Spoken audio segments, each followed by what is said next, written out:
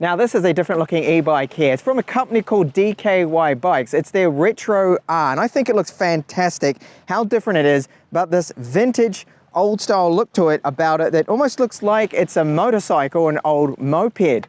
Now what this bike has is a 500 watt rear hub motor. It's got a drive shaft, so no gears at all. It has mechanical disc brakes, 160 millimeter ones. No suspension, obviously. This is a urban city bike for cruising.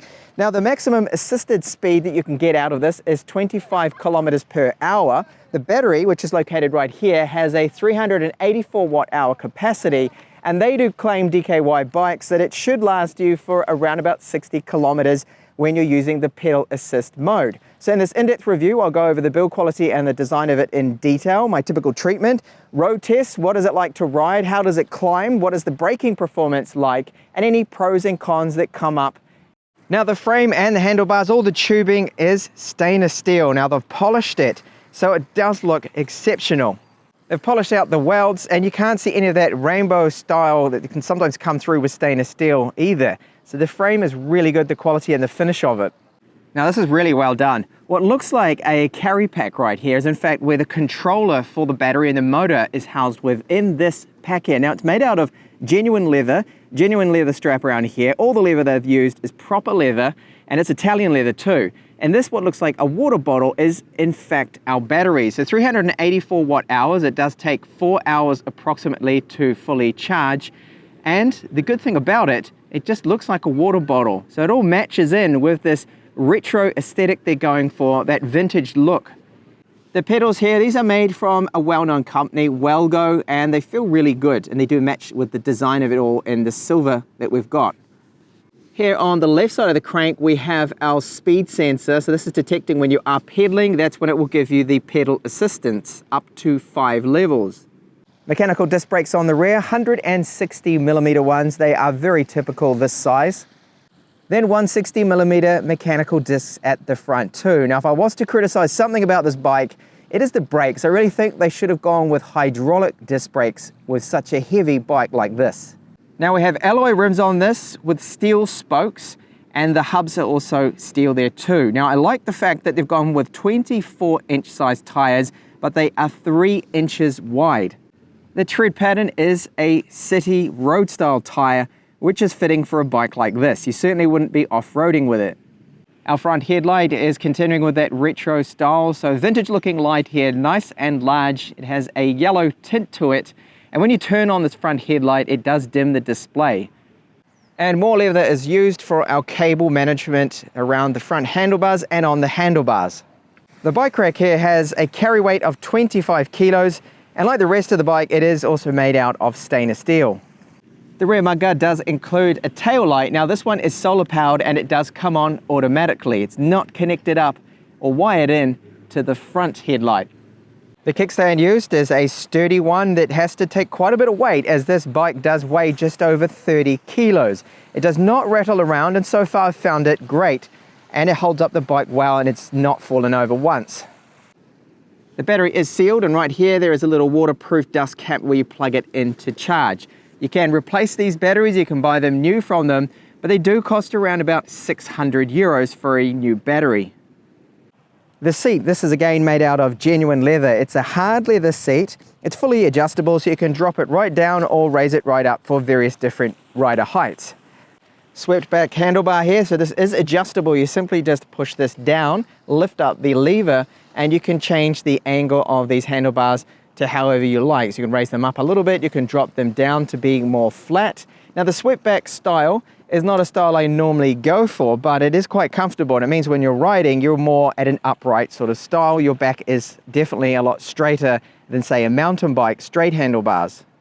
The grips the bike uses are lock grips made out of leather. We have a retro style bell here, which is rather loud, and this is our rear brake on the right side. We do have an accelerator right here, so if the bike is powered on, you simply press this down and then it will go, it will start and take off. You just need to put it onto the pedal level assist 1 or higher. If it's on 0, it won't be working at all. So this is a little dangerous. You have to be careful with this. If you accidentally touch it or press it down, the bike will then just take off. Then on the left, we've got our front brake right here, and our controls for the trip computer. So power on for the whole bike is at the top. This is the pedal level assist, up and then down. So there's 5 levels, and in the middle, the I is our information to cycle through the trip computer. And a really large display here. So I'm not doing it justice. It actually looks a little bit brighter than what it does when I'm recording right now. So we have our speed right here, wattage from the motor, the battery capacity. We've got our trip meter right here. We can cycle through various different things like the odometer, maximum speed, average speed, and our pedal levels right here, pedal assist levels. So 0, and when it's off, 1, 2, 3, 4, and 5, the maximum at 25 kilometers per hour, top speed assistance that it will give you in both the moped and pedal assist modes. And let's get on to what it's like to ride this particular bike here. Well, I do find it very comfortable. So when you get on it, you've got those swept-back handlebars, and they do make it feel quite comfortable because you're upright, your position, riding position. I've got so much room here for my knees. They're not going to hit the handlebars at all. And when you start to pedal, you feel that motor straight away. It detects that you're pedaling, it kicks in with that pedal assist, and it is very easy just to power along here up to 25 kilometers per hour. Once you go over that, it then cuts out. Now I do have the option of the accelerator here. I can use that. So instead of pushing off and pedaling, I can just press down on the accelerator and away you go ahead effortlessly. It is a very nice bike to ride. It just cruises along on city roads, bike lanes. This bike is perfect for that. Climb test now. So this is about a 30-degree climb that I test with all the e-bikes and e-scooters. How is it going to handle it? So I'm going to be using the pedal assist mode 4 to start with, and I'll probably just accelerate and we'll see how it fares up this. Now it's got a 500 watt motor depending on the region. Otherwise it could be 250. We'll just use the accelerator here, and you can see that even going up this, look at that. It's got power, and I can see that it's actually pulling, according to the screen, up to 780 watts, and it's able to do this climb without any problem. I can feel it slowing down a little bit now, so I'll start pedaling, and a little bit of work has to be put in, a little bit of pedal power, but now it's pulling 900 watts at level 5 here. It is going up this with relative ease, but you still have to pedal a little bit, but I can tell you it's not hard at all with such a climb like this, which is, well, reasonably steep. It's going up this without any issues at all. And what about the brakes? So we've got 160 millimeter disc brakes. Now, I really wish they were hydraulic. So I'm gonna get up to about 30 kilometers per hour, and that is about now full on braking. It's okay, adequate, but really, I do think a heavy bike like this probably needs hydraulic calipers instead of mechanical ones. Just that extra braking performance would be good on a heavy bike like this. So cruising on the roads here, really nice on this bike, very comfortable. And I'm over 25 kilometers per hour, so the motor is not doing anything. I'm not using any battery now. And if I press really hard, I can get up to easily about 33 kilometers per hour, even with the 24-inch wheels. And hopefully I overtake this guy on the climb probably. He does have a mountain bike, which is better geared than this. Very nice ride, just comfortable, this riding position, quite upright, very smooth, and just so easy with that motor. It's got plenty of power.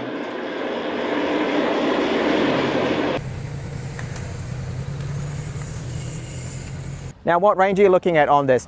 They do claim that you can get about 60 kilometers in the pedal assist mode. Now, what I've discovered with my weight, 81 kilos, and the climbs I've been doing around here, I'm looking more like 45, 48 kilometers that I can squeeze out of it. The good thing about this bike that when you start to pedal over 25, of course, it cuts out the motor. And it's geared in quite a high gearing there, so it just cruises along on the roads. And a lot of the time I'll be pedaling under my own power, and I'll be doing about 30, 32, 33 kilometers per hour. Not a problem. It's not even using any of that battery, of course. That means the range is going to be very good with it when you're doing it like that. Now, if you use just the accelerator in the moped mode, you are then looking at approximately around 18, 20 kilometers. Again, it will depend on your weight, how many climbs you're going to be doing. So the mileage will definitely vary there from rider to rider, and if you've got a lot of hills, that does take quite a bit of a toll. Now, plenty of power here for those climbs. There's no gears, so if you've got really steep climbs, then you're going to have to put a little bit of effort into it at times, I did discover there. Now, I do love the fact that it's got a drivetrain, so that means there's no gears at all, there's no maintenance, you don't have to worry about the chain coming off, you don't have to worry about your jeans getting stuck in the front end of the chain. If that's ever happened to you, you probably know what I'm talking about. That's a nightmare. You don't have to oil it, no maintenance. That's really great. Now, the design of it, of course, this is not for everyone, this vintage look, but I think it looks fantastic. This retro style, they've got it down. And how they have hidden away the controller in the leather pack here. It looks like a little carry pouch.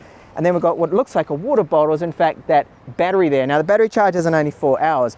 Now, the front mudguard, a couple of times you might have heard it rattling a little bit. That's because it's very close either side to the fork. I need to align it a little bit better so there's less chance of it striking it, making that noise. But there's not really that much that rattles. The motor, quiet, not really that loud. Now, another area that I don't particularly like is definitely with this, the brakes.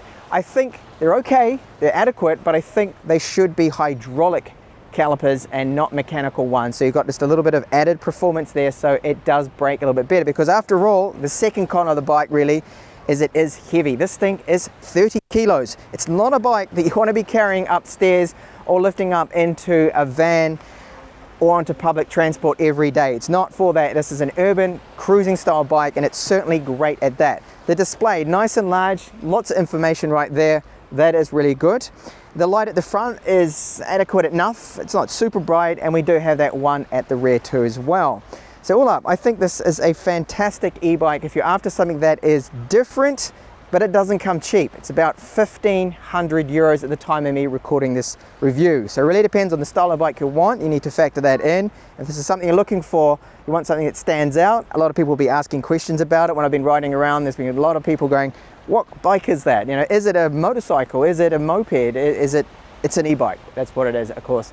So thank you for watching this review, and I do hope to see you in the next one. Bye for now.